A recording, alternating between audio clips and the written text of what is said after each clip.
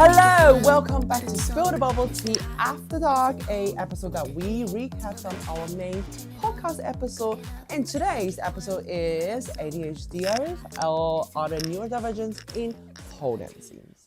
Yay! Cheers! Cheers! I'm Andrea James Lui. That's Adam Lim. You guys already know that. Yes, it's me. I have to show you my cup. So Charlie and I Oh, judged. that's so cute. We judged a competition the other day, and this was like the little gift they gave us. And it was so good that they gave it to us because it was so hot in the studio where they were performing. And so yeah, hydration.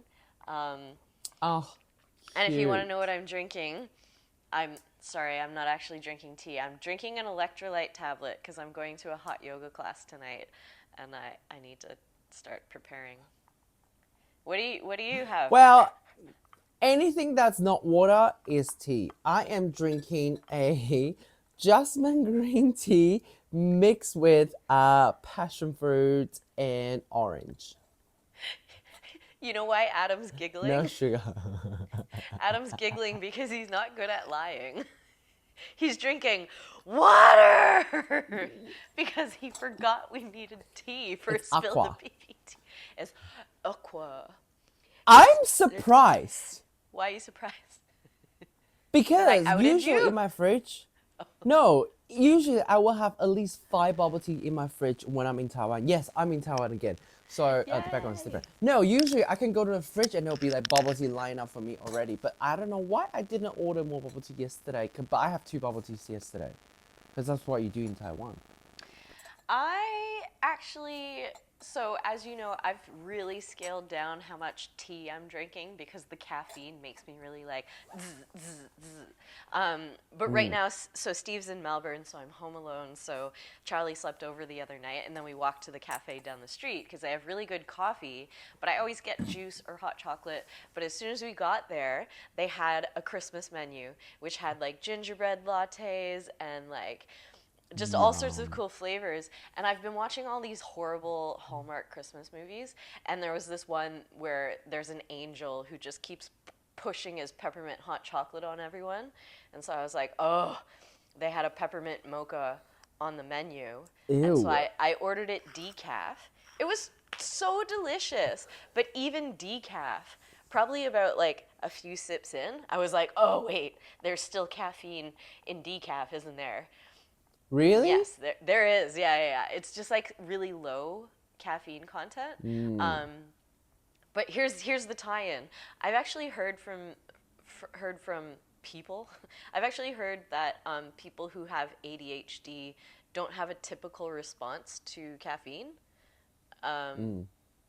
Obviously, I don't know. I don't think I have ADHD. After doing all of these quizzes, I don't think I have ADHD, but I do have this really strange response to caffeine, where it's like one of two things. Either I'll buzz and have the greatest like training session that ever existed, or I'll just immediately fall asleep. So that's why I don't really have caffeine. that I think we need to do your DNA and also your blood tests. What are you going to do with my DNA? A neuro assessment. No, because I have done my DNA test, you know, the circle DNA, to check like what kind of like what lifestyle you need to have or what exercise suits you, what food that you can tolerate. Everything is on that. It's crazy. I have a low tolerance. Oh, I have a high sensitivity to caffeine. And spicy food.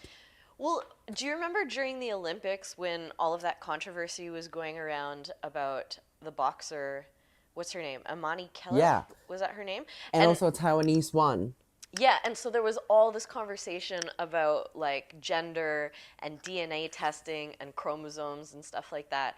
And, you know, I think a lot of information started to spread about the fact that this universal binary that so many people accept is not actually scientifically absolute. Like, as in, there are more even like chromosomal variations for like XX and XY and stuff like that. And so as soon as you said I should get DNA testing, because back then I was thinking like, oh, I wonder if I did like DNA testing or chromosomal testing or anything like that, I don't think I would reflect like a standard woman test results because I've always known that, like, even my physical appearance, um, but also like the way that I act and the way that I feel and stuff like that. I just have this Mm-hmm. suspicion that I'm probably not going to fit into like a real normal, like, chromosomal hormonal category, if that makes Yeah. sense. It's stupid. Like, it's stupid. Everybody's different. That's the thing. Like, I don't know why these people, uneducated people, usually that's how the world works. You know, they make the uneducated people worked up, so they'll fight. But anyway, There is a that's part not of the me that topic is today. curious to like get tested, You should like do it. Do it. hormones and chromosomes and genetics and all that kind of stuff. Just, I don't know, just see what happens. And also We maybe can do to, that, and then we can. you Mm-hmm. want to do you want to do that? It'll be like an on-camera experiment. Well, the other thing I was gonna No, say no, is no. maybe I'll actually also find out some information about my father's father, because my father never knew his father. All we know about my Oh. father's father is that um, when, I don't know if it was like when my dad was really little or something like that, his father went to Mexico to find work and then never came back. And the reason I put quotes on that is because I don't know how true the story is, or if it's something that people actually did, was like go to another country to get work, and if you never heard from them again, they either Mm, settled down, found another family, or got murdered. And like the wow. spectrum's that big, right? So we don't really know anything about, like, I'm just telling tall tales about my dad. But we actually don't know like who his dad's dad is. That is We know who his dad's interesting. stepfather was. So his stepfather was Mr. Fong, and he ran a tailor shop in Los Angeles. And he used to pay me a Oh, dollar for cute. winning rice eating contests. Because I was a bad eater when I was a kid. I didn't like eating. But if he gave me like a Oh, US dollar bill, I'd eat the rice. I love it. I love it. That's cute. But we got a response from someone, Gabby, very kind to give us more information about neurodivergent. Because neurodivergent is happening everywhere, everyone.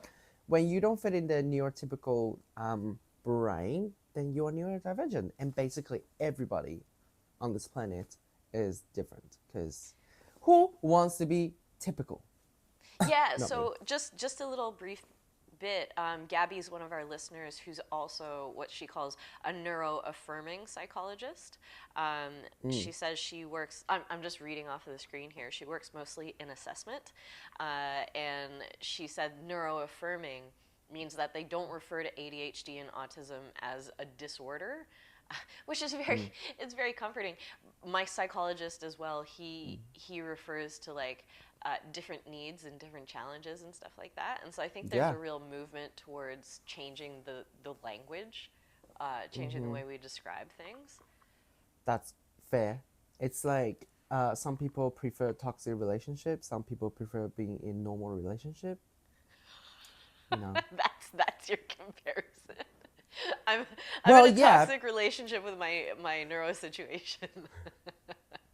because I can just tell people just like because they're not educated, they will just like, oh, you have ADHD, so you're crazy, and Oh you'll be yeah, like, honey, the relationship you're in right now, you're the crazy one, bitch.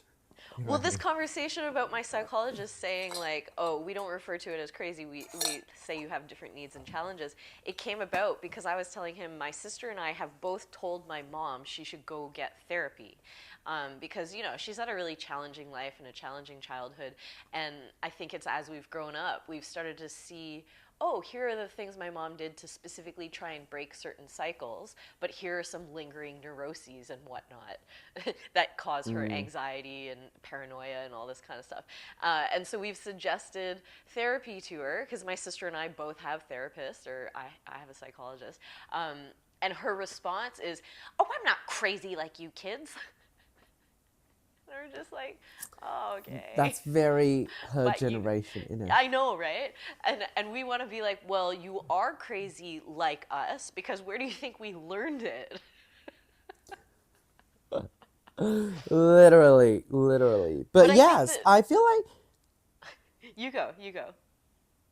No, I feel like the way that all the psychologists or like the neuroscientists, they are trying to change the languages that we use around people with neurodivergence or people who are neurodivergent are really good, because I feel like I have contributed my mom's depression since childhood, because back in the time it wasn't a you know it wasn't something that we talk about freely like this. So, my mom was suffering and we'd be like, you're over, exaggerating. You're being dramatic. You'll be fine. These words are actually a trigger and make it worse, because I personally experienced that after my mom. So, yeah, I feel like it's a really good things that we are changing the way we speak about it. And also like importancing, people will be like, you just overstimulated. You just da da da. Just take it easy. But like, it's a lot going on.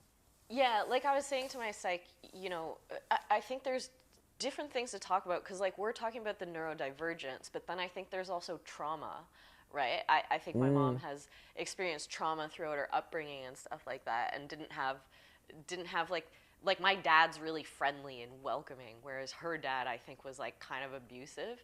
Um, Not kind of, he was. She used to sort of tell us stories about like, just getting like whacked, and she was so adamant with us like that no one was ever allowed to touch us or hit us or anything like that. And so as a result, my siblings and I, we all have this really strong sense of bodily autonomy. Like you can't fuck with us, and that's mm, because that's what my mom taught us because she didn't want us to ever experience what she experienced. And then also growing up the only Asian in her whole neighborhood, there was bullying at school and all that kind of stuff.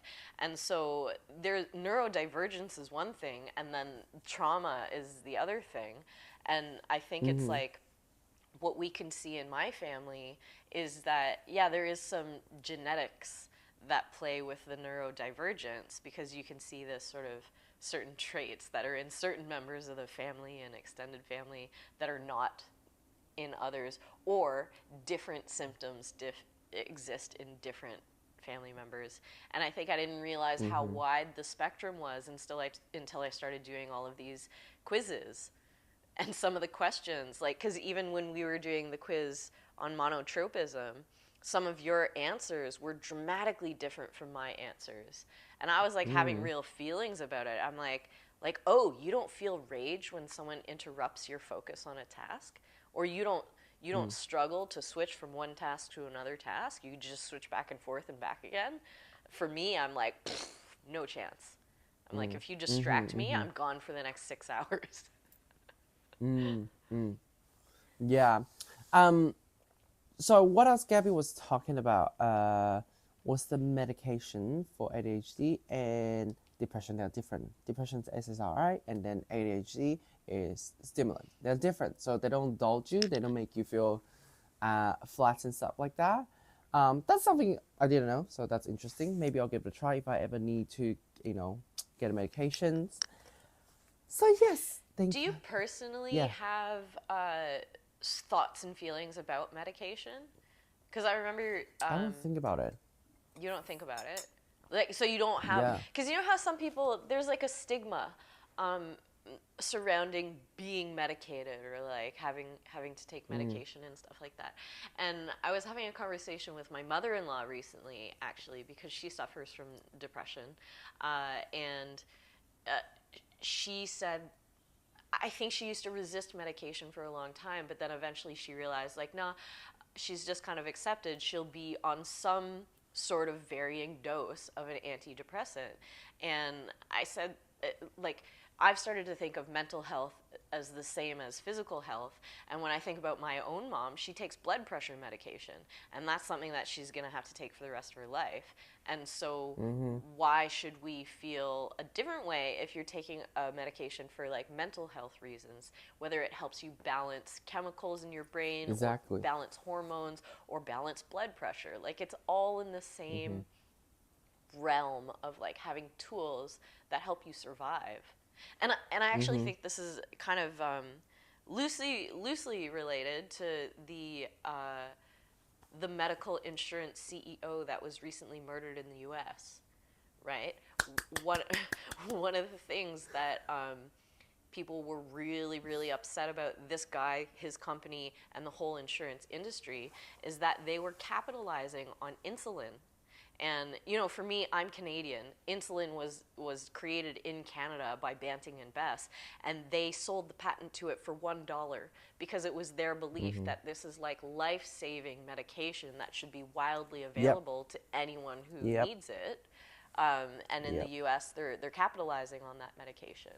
And one of my close friends is diabetic, and I remember, I think it was last year sometime, he was really excited, and he was like, this great thing happened. He's like, you probably won't care, but in Australia, they had just subsidized the cost of insulin, so he was going to be paying maybe like $20 less per month for his insulin. And he's like, I know it doesn't seem like very much, but it absolutely is when that's every month for the rest of your life in order to be alive. That's Yeah. significant. It's Yeah. just disgusting to think about that they're one person or a small group of fucking men, usually. Uh, they think they can decide or like they can just make money out of people's life, like literally life. Like they take the right and make you decide whether you want to be alive or not.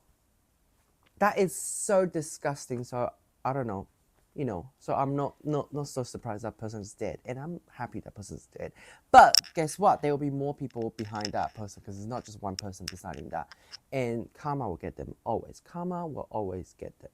So that's that. Can see that get me Yeah, like if that you're a human being in this world and not wanting to share, like or help each other, then you should not be here. There's a better place for you. Not even hell. Somewhere worse than hell. What's worse than hell?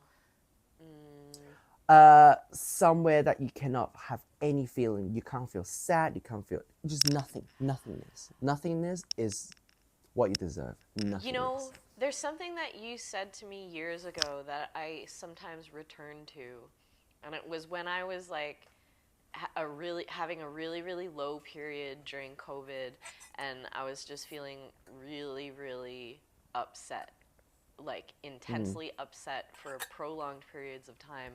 And I remember that you said to me, feeling nothing is worse. And yeah, it's something that I think about sometimes when I'm experiencing extreme emotions. I think about how you were like, no, I'm numb, and that's worse. And I feel like over the years since you said that to me, and I don't know, correct me if this is wrong, because this is my outside observation of you over the last handful of years, but I feel like since Yeah. you said that to me, you seem to experience a lot more genuine emotion, whether it's sadness or joy. But I feel like just being alongside you in life and stuff like that, I feel like I see you experiencing genuine joy. Is that I am. accurate, or do you still have moments where you're like flat and numb? Oh, yes, absolutely. But now, like, after COVID and after all the shit that I went through during that time, I just acknowledge all the feelings. Whatever feeling I have, I acknowledge it. Like, even on a daily basis, I'll be like, oh my God, I'm so, like, ugh.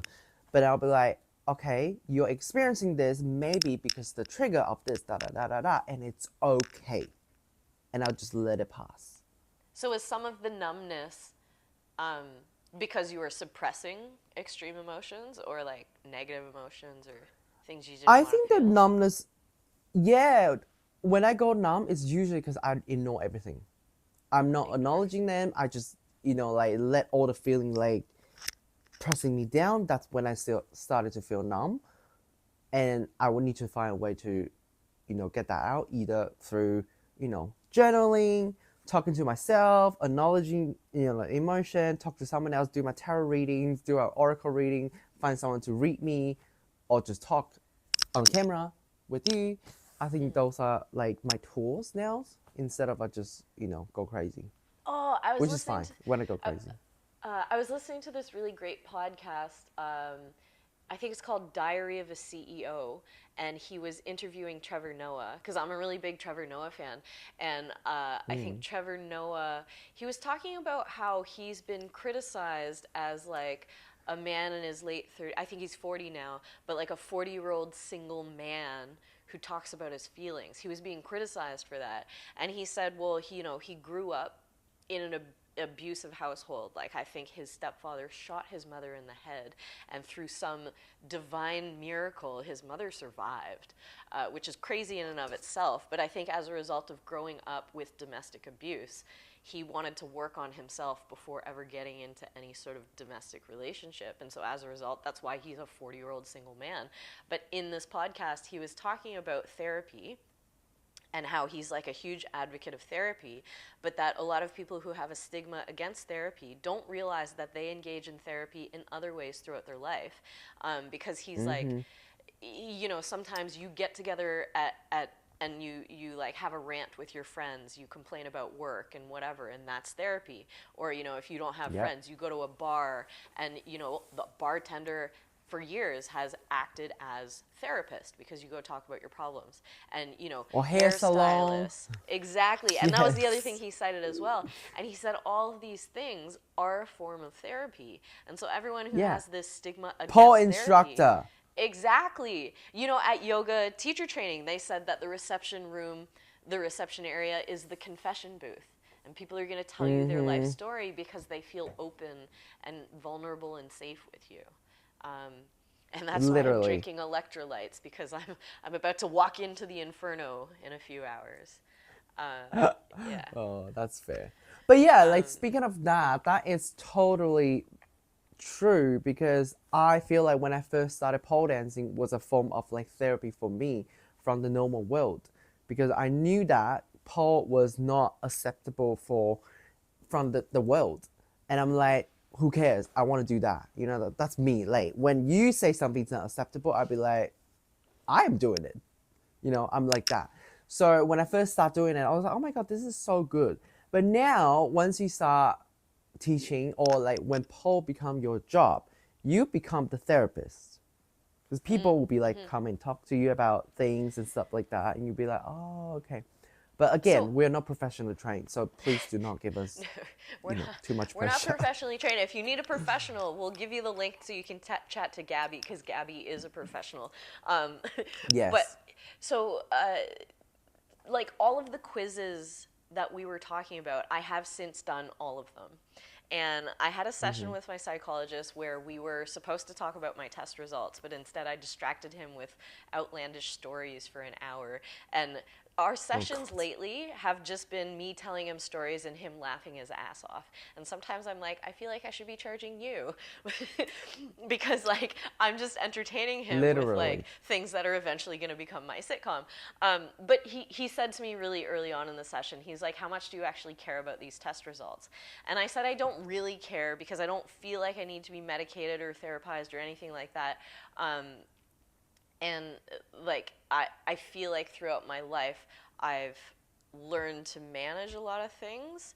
So whether or not my diagnosis is official, and through doing the test, I don't think my diagnosis would be anywhere around ADHD. It's probably around autism with a side order of OCD.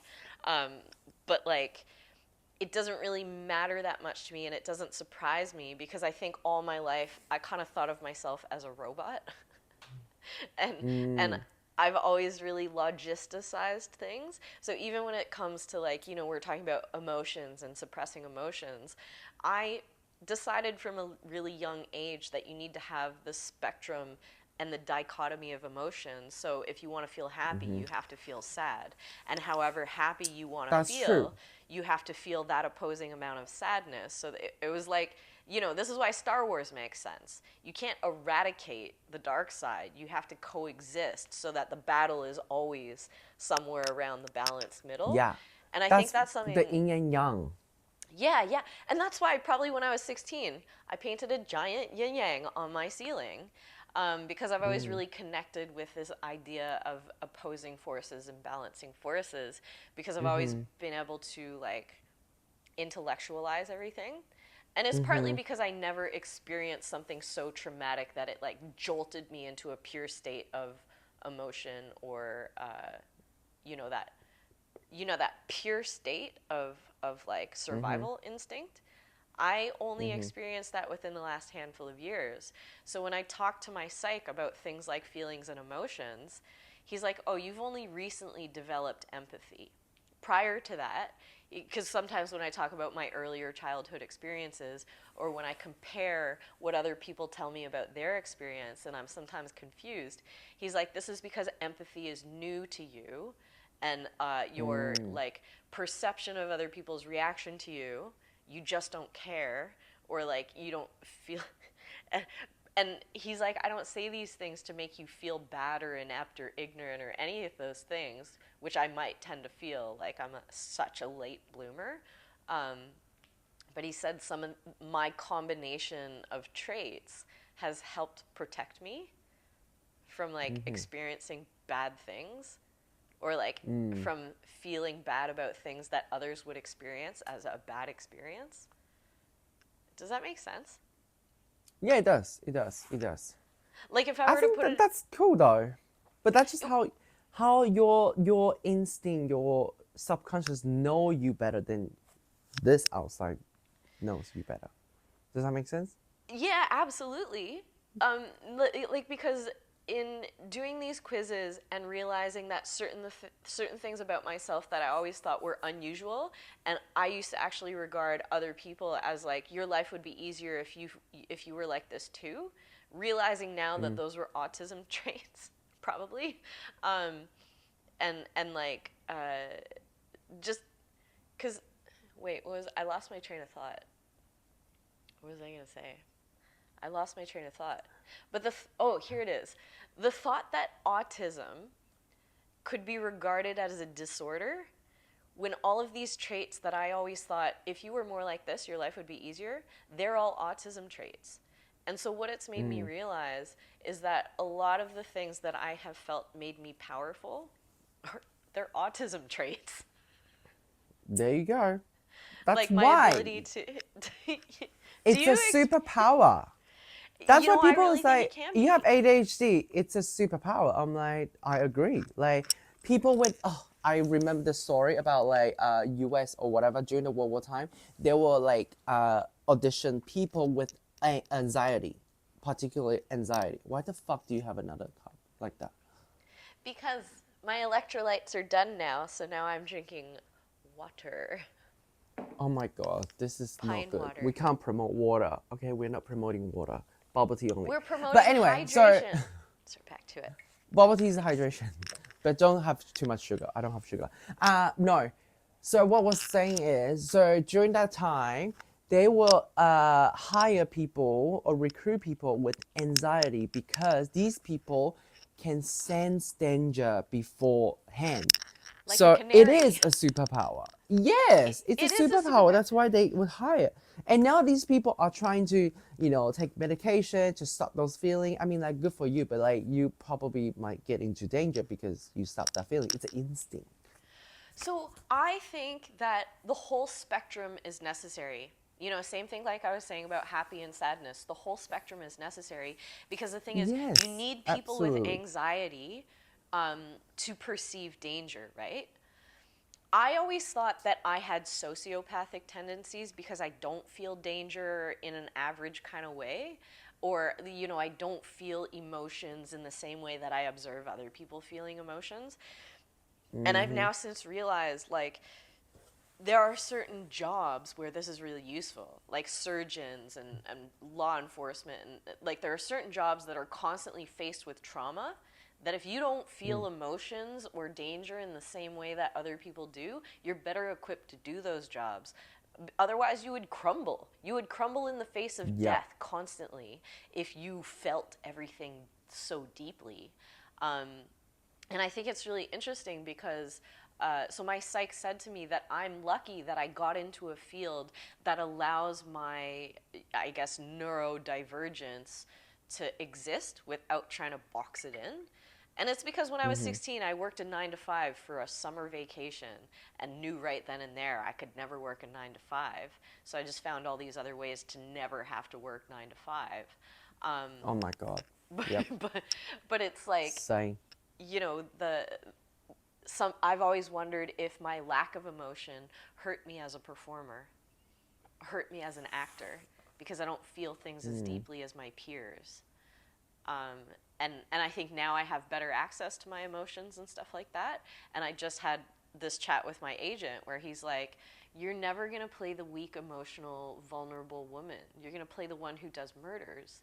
And so I spent all these years learning to access my emotional instrument to be a better actor, only to have my agent say, like, good for you, but it's not marketable, not with the way you look. So I'm like, oh, okay, I'll just put it back in a box. Well, not Anyway. necessary. You will find your own way. Because again, you don't necessarily need Asian. We are living in the world of, self. Like, what do you call that? In Mandarin, it's like you own your media by yourself. So you run your own media platform. But anyway, like what social media is, so you can run your own thing. So you don't need them. But I'm just saying, you know what I mean.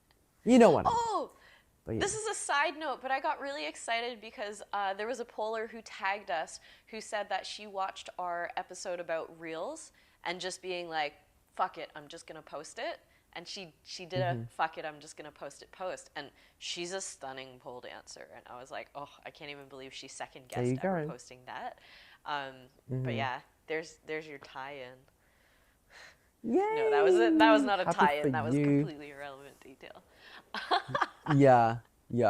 But yeah, like saying, can we go back to like how we become therapists for the post students? Yes. Yeah, and now we need to find other way to, to fix ourselves because of all of these things. And because like before Paul was our job, is our form of escape. But now Paul is our job. We need to find somewhere else to escape from Paul, kind of. Which is that you usually, that's why you have your own other things other than Paul. I have other things, not just Paul, Yeah, and it's so funny that the quiz that we did together was about monotropism, which is hyperfocus and obsession and stuff like that. Because I think we both have a bit of a tendency to put all of our eggs in one basket, so to speak, to like laser focus on something. And this has been a real struggle. I don't. You don't put all your eggs baskets. Right? Like, because you're ADHD, and I think this is the difference between us. Where you're like, I need to do a million things simultaneously because they'll be better if there's a million things happening simultaneously. Whereas if I try to do anything more than one thing at a time, they'll all suck. And I think identifying that skill set and how they differ in each of us is really useful so that you can, because I say this to my students as well, if you can identify your learning style, then you can thrive. And so the same thing, if you can identify your neurotype, you can thrive. Oh, this is one thing Gabby said, just clarifying the language. The neurotype refers to the whole spectrum from typical to atypical, whereas neurotypical means you're on the very common side, and then neurodivergent is the opposite end of neurotypical. But the whole spectrum is referred to as neurodiversity. Because I think I was misusing this. I was referring to neurodiverse as a type of person, but neurodiverse refers to the whole spectrum. It's everything. Yeah. The neurotype is where you sit within the spectrum of neurodiversity, whereas you and I are neurodivergent people as opposed to neurotypical people. Yeah, just think about diverse culture. That included everything. Yeah. Diversity including everything. Whatever color your skin is, green, black, red, purple, you are all diversity. Like a froggy, that's all furry cabbage. The yes. Is a Okay. So I hope this episode helped you to clarify your brain a little bit. Did it? Did it clarify? Hopefully we clarified not valid.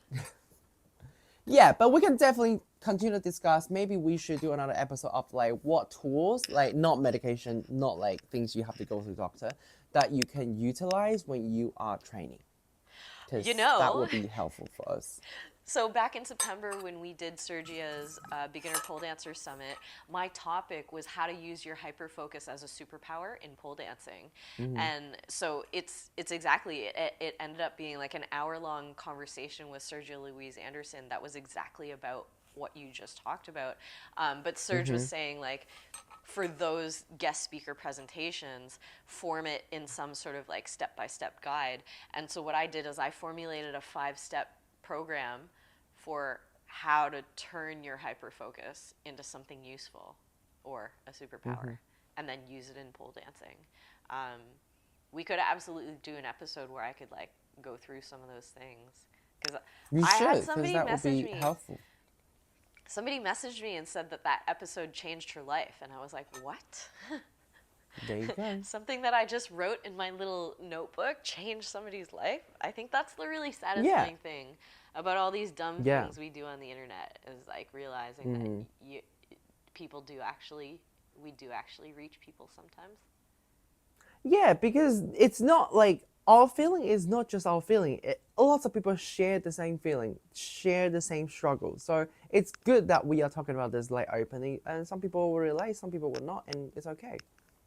Yeah, totally. What's our next episode going to be about? Because I had something we talked about ages ago, but I wasn't sure if you would want this to be our next episode.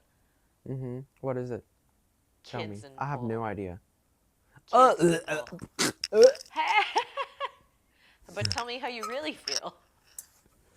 Well, I will be sitting in the corner, sipping my tea, rolling my eyes when you talk about this by yourself. What? No, I thought it was a topic that you wanted to talk about.